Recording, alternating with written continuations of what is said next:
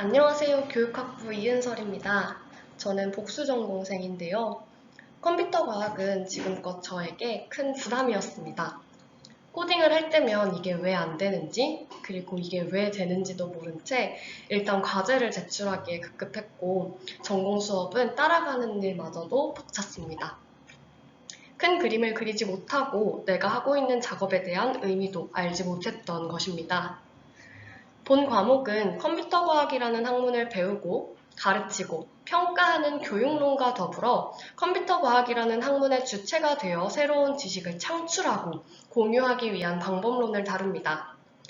지금껏 주변인에 머물러 있던 저에게 어떻게 하면 컴퓨터 과학이라는 학문의 주체가 될 수 있는지를 가르쳐 주었는데요.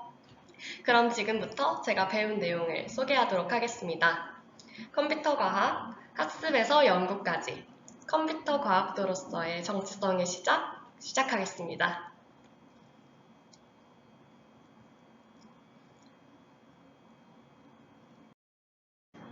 본 발표는 우선 컴퓨터 과학이라는 대상에 대한 이해를 밝힙니다. 이후 컴퓨터 과학이 어떻게 인간에게 닿을 수 있는지, 교육론에 입각해 바람직한 학습법, 가르치는 법, 평가하는 법을 소개합니다. 이후 컴퓨터 과학을 논하는 주체로서 어떤 활동을 할 수 있게 되는지에 대해 밝히도록 하겠습니다.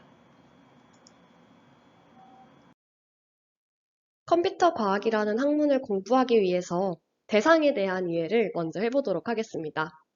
컴퓨터란 무엇일까요? 네이버 지식백과에 의하면 컴퓨터는 전자회로를 이용한 고속의 자동 계산기인데요. 많은 단순 반복적인 일을 처리하며 오늘날의 기술 산업을 주도하고 있습니다.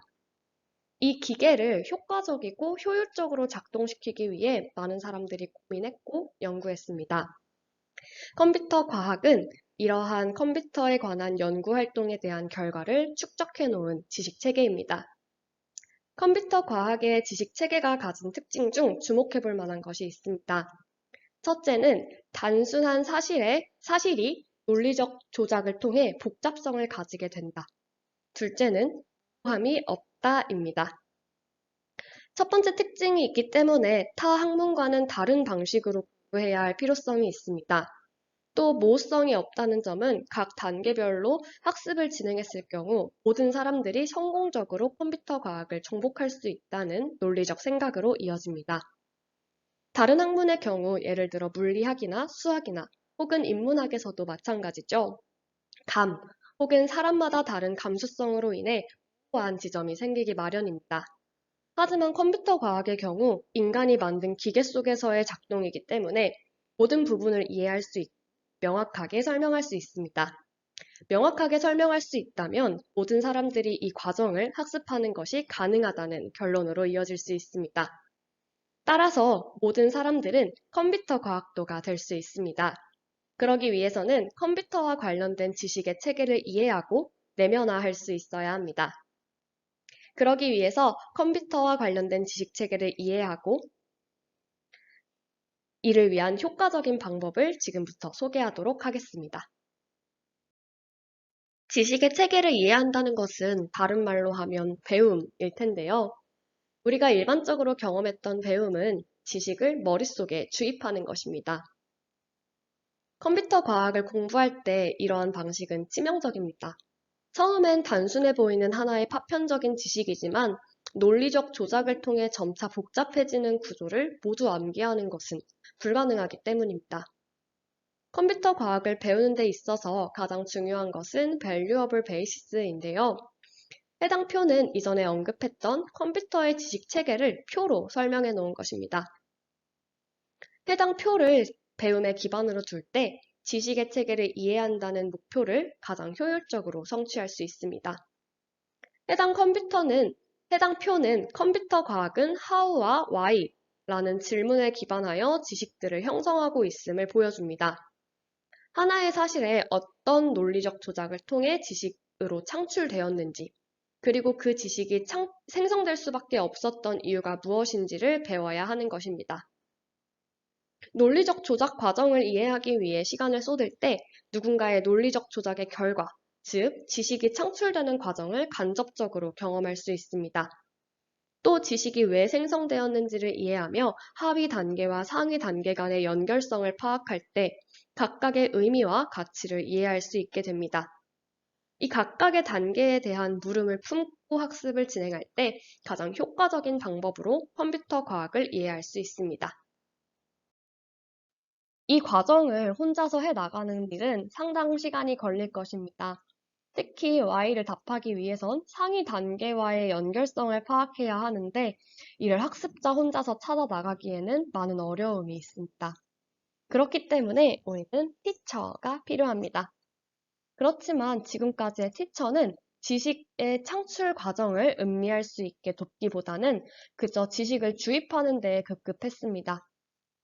이에 컴퓨터 과학 분야에서 티처가 해야 할 역할은 학생이 학습해 나가는 데 필요한 정보를 제공하고 상위 지식 체계와 하위 지식 체계를 넘나들며 지속적인 동기부여를 통해 성취할 수 있도록 돕는 존재가 되어야 합니다.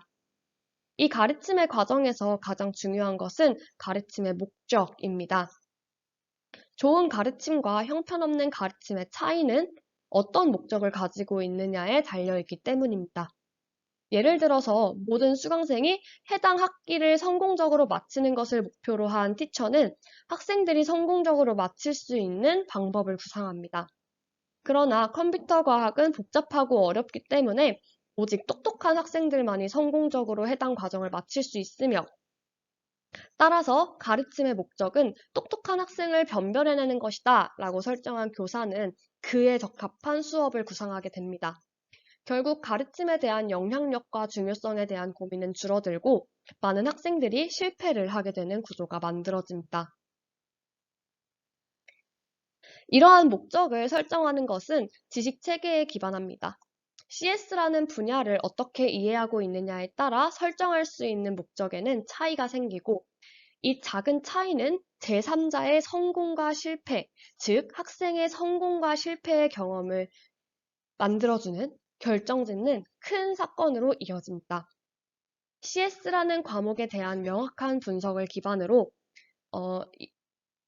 지식체계를 이 지식체계에 대한 이해를 기반으로 컴퓨터 과학에 대해 생각해 본다면 그리고 이 컴퓨터 과학이라는 과목의 가치를 올바르게 정립하고 합당한 목적을 설정할 때 전략적이고 짜임새 있는 학습을 지원하는 것이 가능해집니다. 배움과 가르침은 지식이 창출되기 위해 어떤 과정을 거치는지를 간접 경험해 볼 수 있는 기회입니다.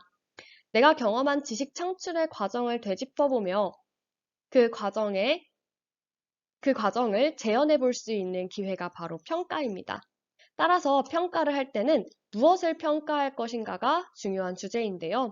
평가는 결국 가르침 혹은 배움의 결과를 확인하는 것이기 때문에 가르침과 배움에 대한 합당한 질문을 던져야 합니다. 이 질문이 곧 학습의 방향성을 보여주는 것입니다. 따라서 평가를 하기 위해서는 해당 지식이 어떻게 형성되었는지와 그 지식이 왜 생성되었는지에 대한 개인의 이해도를 확인해야 할 것입니다. 이러한 질문은 학습 과정을 답습함과 동시에 지식의 체계를 자신의 목소리로 재현할 수 있으며 이 과정을 통해서 개인은 자신의 잠재력에 도달할 수 있습니다.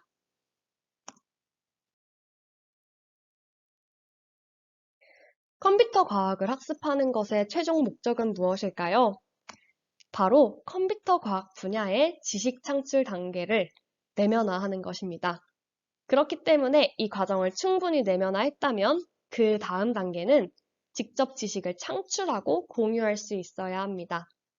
지식을 창출한다는 것은 주어져 있던 관점에서 벗어나서 새로운 관점으로 문제를 정의하고 자신의 해결책을 만들어내는 것입니다. 지식의 창출 과정은 두 가지로 나눠볼 수 있는데요. 하나는 working up creation이고 나머지 하나는 flying up creation입니다. 워킹 업 크리에이션의 경우 각 단계별 문제를 해결해 나감으로써 도달하게 되는 지식을 이야기하고요. 플라잉 업은 엄청난 몰입을 통해서 새로운 지식이 창출되는 것을 의미합니다. 지식으로 발전시키기 위한 아이디어가 생성되는 것은 무의식적이고 비논리적인 과정에서 창출되기 때문에 그 아이디어를 검증할 필요가 있습니다. 나의 아이디어가 합리적인 상상임을 증명해야 하는 것인데요.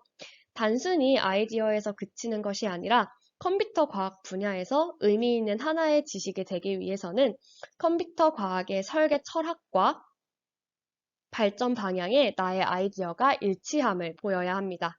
이를 판단하는 기준은 다음과 같습니다.